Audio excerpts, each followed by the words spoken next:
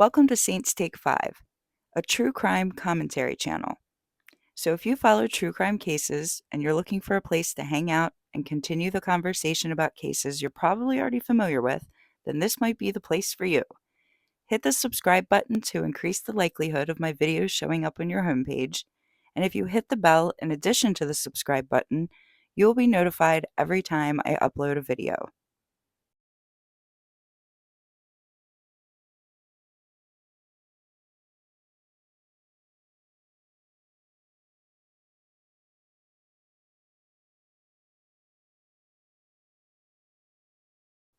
In the early afternoon of Saturday, September 6th, 1975, 22-year-old Sylvia Lwowski slid into the passenger seat of her best friend Lauren's car, and they headed to the Staten Island Mall for a day of shopping. Sylvia looked down at the heart-shaped diamond engagement ring sparkling on her finger, and happily mentioned that she had a date with Frank later that day. Lauren smiled as she turned the steering wheel, then admired the way her own engagement ring twinkled in the sunshine. Sylvia and Lauren have been best friends since childhood, and although they spoke on the phone daily, they primarily spent their time with their fiancés, so it was refreshing to have girl time together. They once had hoped that the boys would become best friends too, and they could double date and everyone would live happily ever after, but unfortunately that wasn't the case. Lauren's fiancé wasn't impressed with Sylvia's fiancé. After their first meeting, David had expressed that Frank came off like the kind of guy that thinks he's better than everyone else, and he made it clear that he didn't want to hang out with Frank again.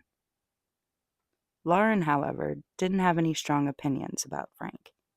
As long as Sylvia was happy, that was all that mattered. Sylvia never mentioned where she and Frank planned to go for the evening. Since it was customary for men to plan the dates back then, it's possible that even Sylvia was unaware of their destination. The mall was particularly crowded, even for a Saturday. Lauren specifically remembers having to park in what she calls no man's land. The parking spaces so far from the entrance that people rarely have to use them. I think that this memory is a testament to just how ordinary this day truly was. The shitty parking spot remains one of the only things that really stood out. The girls had an enjoyable shopping experience. Sylvia was her normal self. She didn't reveal a big secret, nor did she seem to be keeping one. She didn't go on any rants about anyone, or vent about anything distressing. She was in a perfectly good mood. Lauren can't recall what they bought that day. It was so very long ago. 50 years can tarnish the most cherished memories, but she still remembers Sylvia's smile, her laughter, and the feeling that overall they had a great day doing things that best friends do. However, as they prepared to leave the mall, Sylvia's mood kind of shifted. Lauren noticed the subtle change. Sylvia had a puss on, as she put it, because they were running late. Sylvia wouldn't have had much time to prepare for her date. Known for her punctuality, Sylvia was visibly anxious and annoyed. And though she didn't express her frustration vocally, Lauren, who knew her well, could tell that Sylvia was silently pouting. Around 4 p.m., Lauren dropped Sylvia off at the home she shared with her parents, Eva and Joe, and her 16-year-old brother, Anthony. The girls said goodbye, and Sylvia hurried up her walkway. This would be the last time that Lauren would ever see her best friend. Sylvia Lwowski would never return from her date with Frank. You know it, the Lord. You know it, for Sunday. You know it, the Lord. You know it, for Sunday. You know it, the Lord. You know it, for Sunday. You know it, the Lord. You know it, for Sunday. Welcome to part 2 of my Sylvia Lwowski series. Part 1 of my video provided background information on Sylvia's life around the time of her disappearance. It explained some of her family dynamics and her relationship with her best friend Lauren and her fiancé Frank, so I would highly recommend checking that video out first before watching this one, although I don't get into the day of her disappearance until part 2. Thank you for hanging in there with me since I'm a new tuber, working with technology on par with the Flintstones. So let's get into the 1975 disappearance of 22-year-old Sylvia Lwowski of Staten Island, New York. Saturday, September 6, 1975, around 1 p.m., Sylvia and Lauren arrived at the Staten Island Mall. They were excited to check out the end of the summer sidewalk sales and any lingering Labor Day deals. As I mentioned in the teaser, Lauren was aware of Sylvia's plan to go on a date with her fiancé Frank after the shopping trip. But Sylvia didn't specify where they were going, what time, or any of the details, and it's possible that Sylvia herself had no idea where they were going either. After a few hours of shopping, Sylvia started rushing and getting anxious about the time, signaling to Lauren that she needed to leave to go home and get ready for her date. Punctual Sylvia was silently pouting on the drive home. Lauren dropped Sylvia off at her house around 4 p.m., and from my understanding, Sylvia's mom, dad, and brother were home at the time. She rushed to her bedroom to freshen up and find something to wear. We don't know if the time setback was significant enough to impact her date or just her getting ready routine. Often one setback begins a cascade of setbacks, and the less time a woman has to get ready, the more likely it is that she will progressively get more stressed in the rush and feel like her ensemble doesn't fit right, her hair doesn't lay right, and her makeup is jacked up, which may cause a young lady to spend even more time in her room changing outfits and jewelry, leading to more lateness. This was a time period when there were no cell phones, so Sylvia would not have been able to call her fiancé while they were in the car to let him know she was running late, but she could have when she got home. If it was unusual for Sylvia to run late, which it was, according to everyone who knew her, this could cause suspicion or uneasiness in her fiancé, wondering what was so important or fun that she couldn't or wouldn't think to warn him. I recall my own personal experiences when returning from a day out with my best friends. Boyfriends would often get jealous of my time without them, and they would question everything we did. I also remember incidences where a simple conversation about a male store clerk or a male classmate that I bumped into would spawn a barrage of questions, and these were the boyfriends I considered the normal ones, not the jealous, possessive psycho types. The significance of this time delay remains unclear. Whether it was a minor inconvenience or a source of serious stress for Sylvia or her partner is unknown, but it's something to keep in mind for later discussions. As far as we know, Sylvia was ready for her date without any problems. When it came to jewelry, she was wearing what she always wore, her watch and her sparkling engagement ring. Sylvia had pierced ears, but we don't know if she wore any earrings that evening. She put on a white sweater with a button or buttons down the front. I'm picturing something like a cardigan, and I'm not sure if she wore another shirt underneath. She wore a light green skirt and brown shoes, although we don't know the length of the skirt or the style. And I'm not sure if the brown shoes were heels, flats, clogs, loafers, or platforms. The police report just says brown shoes. She carried a brown purse with her as well, and the amount of money she took with her is unknown. Sylvia also wore prescription eyeglasses that she would often remove when she got her picture taken, but she needed them at all times to read and see. In my opinion, Sylvia was a natural beauty, with her long, straight, light brown hair and dazzling smile of perfectly straight, cavity-free teeth. She would have looked stunning in anything. She hurried out the door when Frank pulled up, and that was the last time her family ever saw her. Around 10:30 that night, Lauren was on her front porch with some neighborhood friends chit-chatting and enjoying the cool September night. Suddenly, a car pulled up and stopped in front of her house. It took her a minute to figure out who it was. It was Sylvia's fiancé, Frank. He rolled down his window and angrily told Lauren that he and Sylvia had gotten an argument after the movie, and Sylvia said she was going to take a bus, and he asked Lauren if she could go pick Sylvia up. Then he rolled up his window and he drove off. Lauren said goodnight to her friends and went inside her house to tell her father what was going on. Although Lauren had her own vehicle, this was a different time period. Lauren wasn't allowed to go driving around at night alone, so Lauren's father got into the driver's seat of Lauren's car and she hopped into the passenger seat, and they made their way to the Staten Island Mall area, and they drove around to every bus stop looking for Sylvia, but they didn't see her.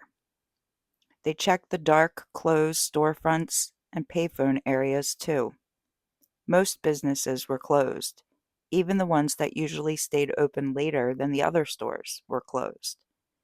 The area was pretty much abandoned, and Sylvia was nowhere in sight. Lauren and her father assumed that Sylvia had boarded a bus and that they had just missed her. She was probably on her way home, so they too headed home. When Lauren and her father got back to their house, they got settled in, and Lauren debated with her parents whether or not she should call Sylvia's house this late at night. Normally, the girls were forbidden to make or receive calls after 10 p.m., but Lauren knew that Sylvia would likely want to talk about what happened with Frank, and she was concerned and curious as to what happened as well. Her parents told her that it was okay, so she cringed as she called Sylvia's house. Sylvia's mother, Miss Eva, answered. Lauren apologized for calling so late and asked if she could speak to Sylvia. Lauren was surprised to hear that Sylvia was not there yet, but she assumed she would be arriving at any minute, so she asked Miss Eva if she could ask Sylvia to call her as soon as she got home, because she had an important private matter to discuss with her.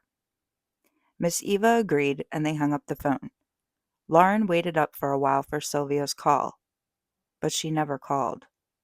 Lauren assumed she was stressed and tired when she got home and assumed they would just talk about it tomorrow. Very early the next morning, around 4 or 6 a.m., maybe earlier, Sunday, September 7th, Miss Eva called Lauren's house. As soon as Lauren got on the phone, Miss Eva said, "Okay, what happened? Where is she?" Sylvia's mom was angry, and Lauren was worried now, hearing that Sylvia never came home last night.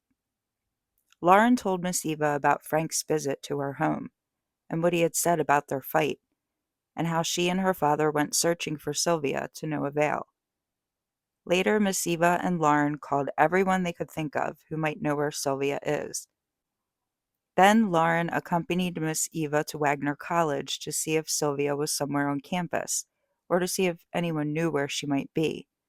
Unfortunately, no one at Wagner had seen her either, so Lauren went home and Miss Eva went to the police station to file a missing person report. Before I get into the details of the missing person report, which I might have to do in a part 3, I want you to keep in mind that up until now, everything that I have told you is from Lauren's perspective of events. There's a detail that Lauren was unaware of at the time. Lauren didn't know that after Frank left her house around 10:30 p.m. Saturday night, that Frank went to Sylvia's house afterward. That means that after Lauren and her father returned from attempting to pick Sylvia up from the bus stop, and Lauren made that late night call asking Miss Eva to have Sylvia call her when she got home, which Lauren says was around 11:30 midnight, that Frank likely had already been there, or was possibly there at the time of the call. It's interesting, though, that Miss Eva didn't mention it to Lauren. But then again, Lauren didn't mention that they attempted to pick Sylvia up or that Frank came by until the morning when Miss Eva called asking what happened. Perhaps Frank didn't show up at Sylvia's house until after midnight, after Lauren's late night call. That makes the most sense to me, although there would have been a 1 to 2 hour gap of time between when he was at Lauren's and when he was at Sylvia's, which is odd since the girls only live 2 miles away from each other. Either way, Frank did go to Sylvia's house, and according to Anthony, Sylvia's teenage brother, he recalls the time being around 11:30 p.m. when Frank came to their house. Frank told the family that he and Sylvia got in a fight in his car after their movie date, and Sylvia threw her prescription eyeglasses at the dashboard of his vehicle and ran from the car. If I remember correctly, the word was ran. So I'm wondering when she declared that she was going to take a bus, while fighting, while throwing her glasses, or did she yell it as she ran away? By the way, I'm going to get a bus, you jerk. I have no idea. That's just what I picture. I don't know exactly what happened at Sylvia's house, what Frank told the family, how long he was there, or what time he left. But I know two things happened after his visit, and I'm not sure in which order. One, Miss Eva got in the car and drove around looking for Sylvia. And two, Miss Eva called the police to file a missing persons report. The police pointed out that Sylvia was 22 years old, an adult, so they told her to wait 24 hours before filing a report. So Frank came over and told his story. Miss Eva called police, and Miss Eva drove around looking for Sylvia all before Lauren's late night call, and didn't mention it to Lauren. Or did Frank arrive later? I don't know. It's possible. I just wish I knew more about his visit with Sylvia's family. From my understanding, Miss Eva went to the police station alone. What I mean is, Frank did not accompany her, which is unfortunate since only he knows what happened leading up to Sylvia's disappearance. Therefore, the information that Miss Eva provided to the police was the best that she could offer, relying only on what Lauren and Frank had told her. This is a photo of the police report. Don't worry, I'll zoom in when we need to. In this picture, I have an arrow pointing to a sentence at the bottom, because there was some online stir about it, although I think it's meant to be an internal memo that probably isn't as important as previously thought. Anyway, the sentence says that a particular detective, quote, advises will not handle. Detective blank advises will not handle. Some people have interpreted this to mean that the cops had no intention of looking into this case. I honestly don't know. There's a myriad of reasons why the report could say this. For one, it's possible that this detective had a bad interaction with Miss Eva, and he personally was removed from handling it, although the family has never heard that before. It's possible that other people have been putting work on this detective's desk that isn't his job, and he's getting tired of it, so he's making it clear that he's not handling it. It's also possible that the detective was temporarily assigned to a different project, and it was a reminder to everyone that he's not handling this. Most people assume that it is because the case was deemed voluntarily missing, therefore no further investigation would be done.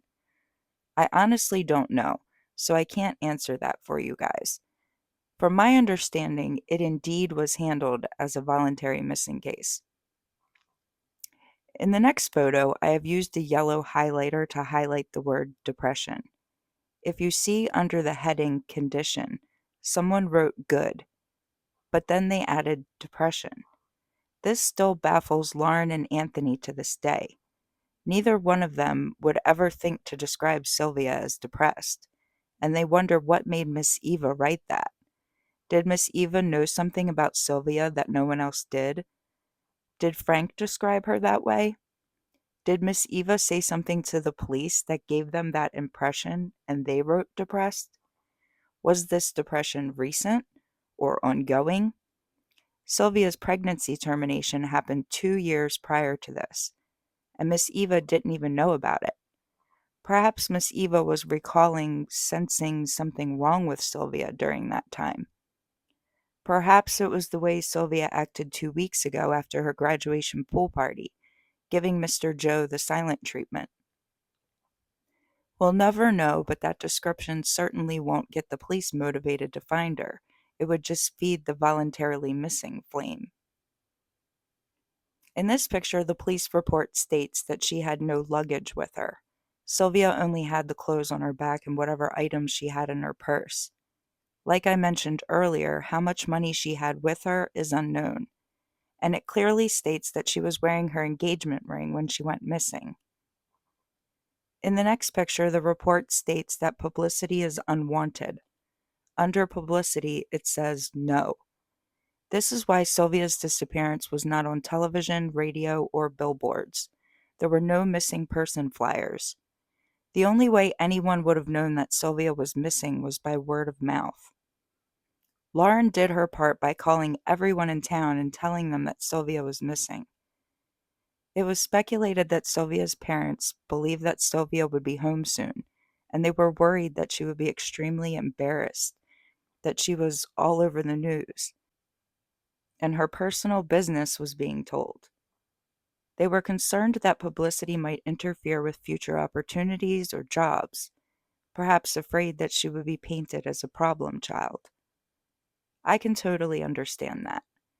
And Mr. Joe certainly learned recently that embarrassing Sylvia was a terrible move.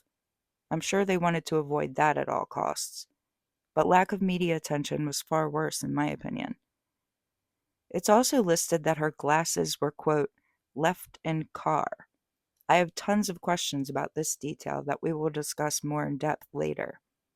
Who has the glasses now? The police? Frank? The Lwowskis don't have them. And are they broken? Are they bent? We don't know. In the last photo, it says she went missing from Kmart Plaza on Richmond Avenue. We'll talk about this later, too. I'm confused because I'm not from Staten Island. Is Kmart Plaza near the Staten Island Mall?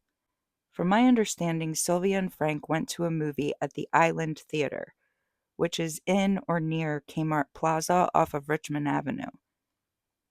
Earlier that day, Sylvia and Lauren went shopping at the Staten Island Mall. I think these locations are very close to each other. You would think that if Sylvia knew she was going to the movies after shopping, that she would have just parted ways with Lauren and waited for Frank to arrive, since she was already in the area. Then again, Lauren dropped her off at 4 p.m., and Frank picked her up for the date around 6 p.m., so that is a bit of a time gap, and she probably wanted to freshen up and put away what she bought at the mall. But join me for part 3, and hopefully we can clear some of this confusion up.